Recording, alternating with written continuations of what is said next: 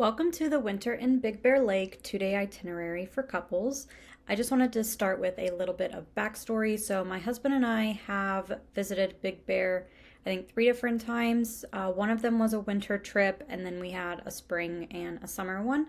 And so some of the recommendations are a combination from multiple visits, such as like having so many restaurant recommendations. We wouldn't have done so many different things in just like one weekend trip. So we've tried a lot of different restaurants there, and I put the things that are our favorites, not just the ones we did just on our winter trip. So for starters, the first day we have just exploring the Big Bear Village area. This is like a downtown walkable little mountain town. You've probably seen kind of similar things like it in other mountain towns. Another thing I'll add is that this also isn't like a extreme sports itinerary or anything like that. Since it's geared towards like a romantic couples weekend type of thing. It doesn't really have like all the skiing, snowboarding things, but I did leave time in the itinerary for free time if that is something that you wanted to go do or like go check out while you were there. So for starters, Big Bear Village in the winter, they do have their Christmas lights up and it looks really nice, especially when there's like a fresh dusting of snow. I recommend having breakfast at the Copper Q. It's kind of like a kitchen goods store, but they also have their whole like breakfast lineup. So bagels and croissants and sandwiches, you can kind of build your own.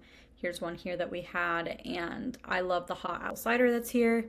My husband's a coffee drinker, so he gets coffee there. I think they have a Vietnamese type of coffee. And this is just what it looks like from the outside. After breakfast, I recommend just spending the rest of the morning exploring the village shops.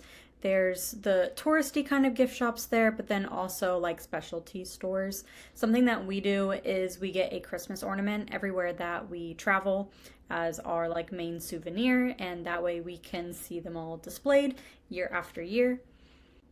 And then once you're ready for lunch, I recommend going to Barrel 33. It is a wine bar, but they also have like a full menu. They have good appetizers and flatbreads. As far as the wine, they have like reds, whites. You can get a mixed flight.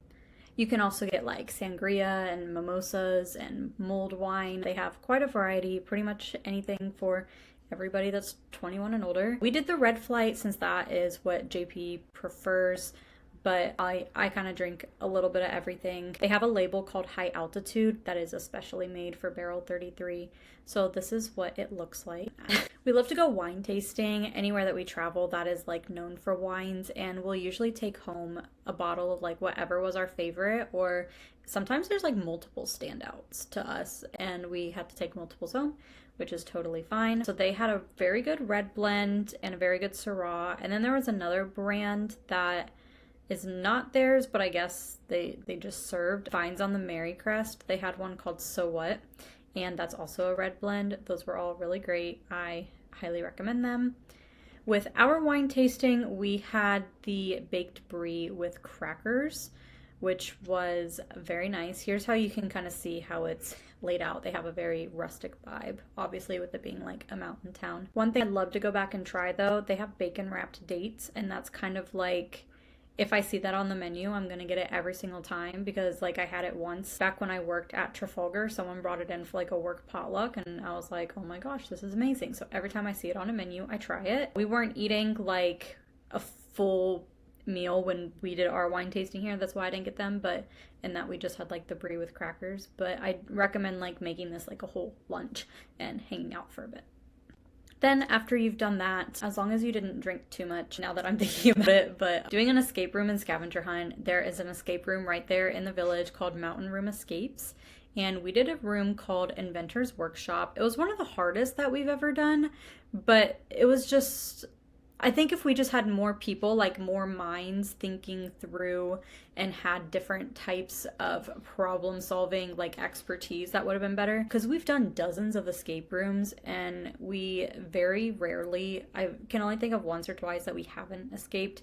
And this one was like really pushing it, and we had to have lots of clues to do it too. Like there was things that we just we were never going to get there. But it's still fun to do. I like doing escape rooms when it's just the two of us. Sometimes when you like fill the whole escape room, it's too many people, and you know, not a fan of that. But what's really nice about this escape room is that they also have a scavenger hunt that you do throughout the town, and you just kind of do it like on your own time. It's not like a race or anything, but you just find different things around town and eventually circle back. So that's also fun to do as well. Here is what the place looks like. And for dinner, Oakside is a very popular dinner spot. We tend to do like dinner on the earlier side. Like I mean, I can do dinner at like 5. Sometimes like 6:30 might be like the latest. We very rarely will do like a late night dinner. But if you're there on the earlier side, it might not be as busy. But they have a lot of really good stuff here. They have a peanut colada. So it's a pina colada, but it's made with peanut butter whiskey. And that's very good. And then as an appetizer, we had these Cajun turkey meatloaf sliders. We like to sample a little bit of everything when we go out to eat. I don't like to just get like one big bowl of something and only eat that. That's just, I don't know, just not exciting to me. So we like to get a little bit of everything and share when we go out to eat.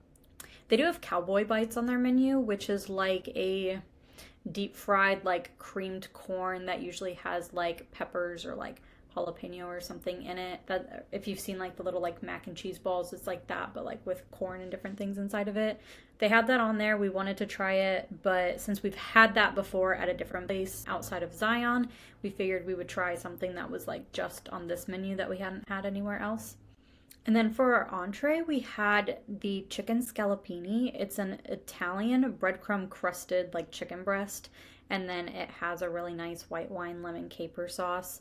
And you get to pick 2 sides. So we had mac and cheese because that's what I will eat anywhere and everywhere. I absolutely love it. And we also had mashed potatoes. So this is kind of like everything that we shared as our like main meal. We had gotten a lava cake for dessert, but we took it back to the room with us, so I don't have a picture of that, but the lava cake is also good.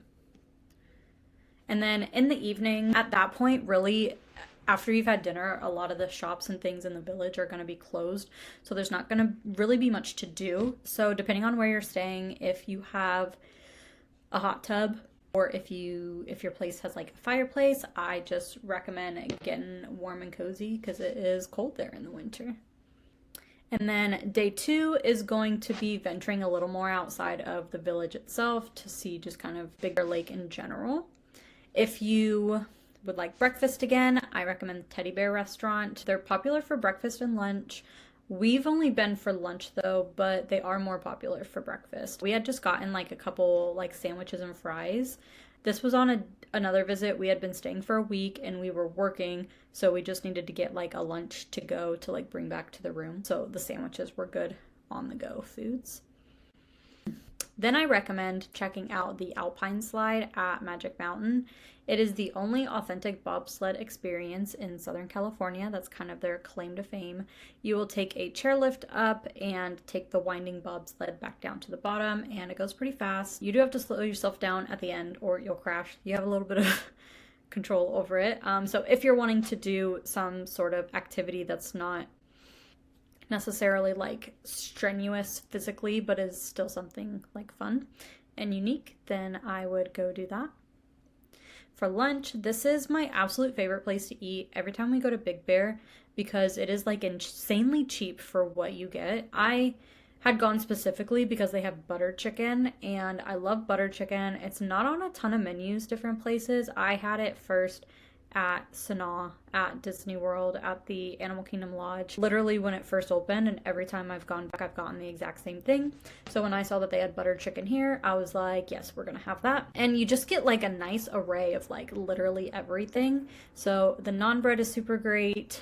Basmati rice, I love basmati rice. JP had gotten some like curry and like a lentil soup that like all these things kind of like came with it. And these are nice for like dipping the naan bread in, because like for me, I don't necessarily eat like these things like on their own, but it's a good like little flavor to dip all the naan bread that you get because they give you a lot. And then for the second day, for the afternoon, is where I built in the free time. So if you want to go sledding or snowboarding or skiing, trying to think of other winter mountain sports. If you want to go do all those things, this would be a good time to do it. If it's not super icy or snowy, you can take a scenic drive around the lake. If there's anything that interested you that you saw like around the village or coming in and out of town, then that is just kind of a choose your own adventure. And then for dinner, the pretty much the nicest restaurant that they have, at least in terms of like atmosphere being meant to be like fine dining, I would say is Peppercorn Grill.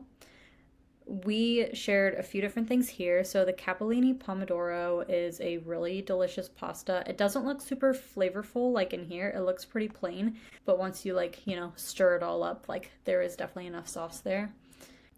And then we also had the Alaskan halibut. I think it was a special menu item at the time. I don't know if it's always on there or not, but macadamia nut crusted, topped with the black cherry Maui onion marmalade was amazing and unique. I've never had that anywhere else. And then it came with garlic mashed potatoes and the sauteed veggies. So that was a very good meal as well.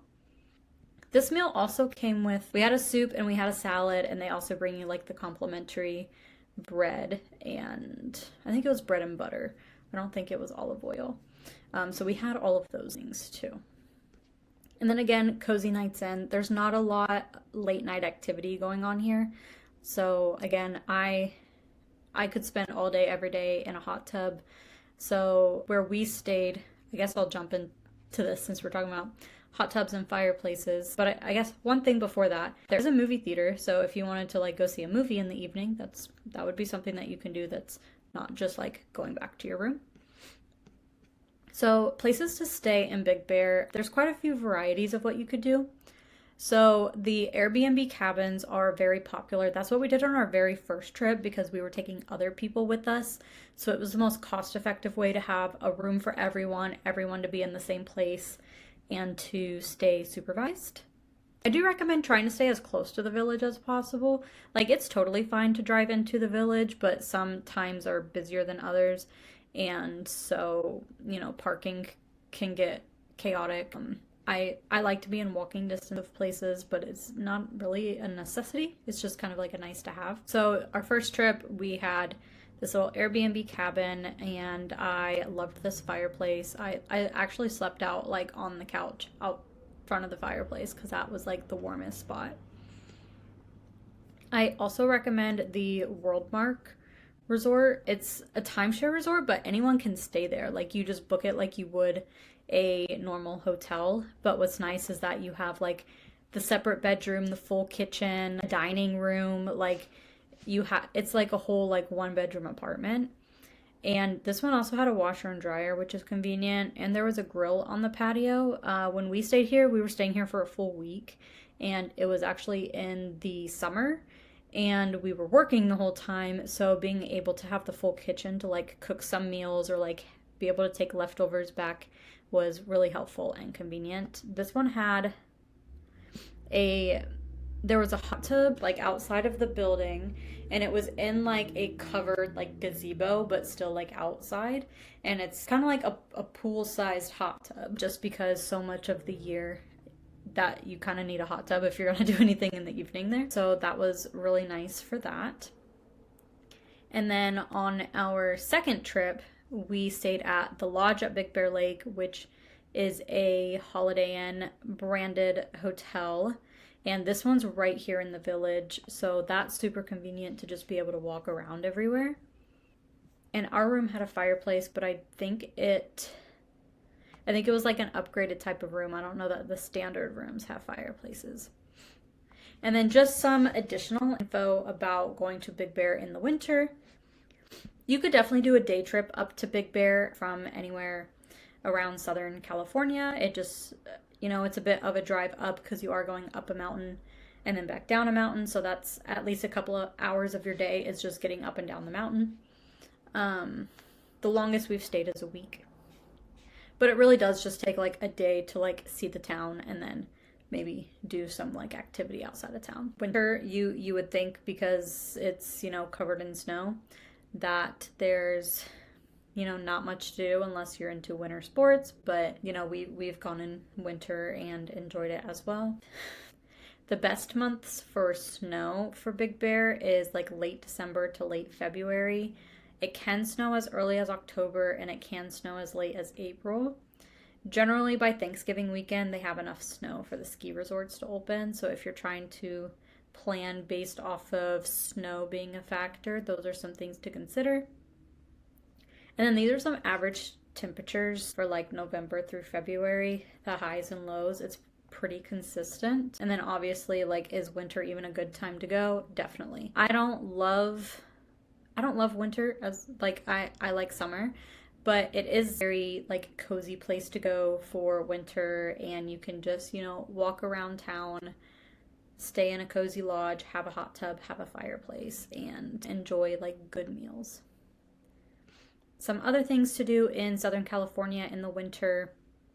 I have a list of the best things to do in California in general. In December, things that are like seasonal things. Winterfest OCs at the Orange County Fairgrounds. They do that every winter. I think they usually open on Black Friday and then they go through January. The LA Zoo lights, this also goes the whole winter season, and it's in the evening after regular zoo hours, but you can still see some of the animals, and they just have a lot of nice like light displays. And then since we have also done the other Big Bear trip, we do have a post of a weekend itinerary if you're going to visit Big Bear in the summer. One thing that I want to go back to about where to stay, I do have a full post about the Worldmark at Big Bear if you want more details about that. And then this video here is like a video walkthrough of the room tour. And that is everything.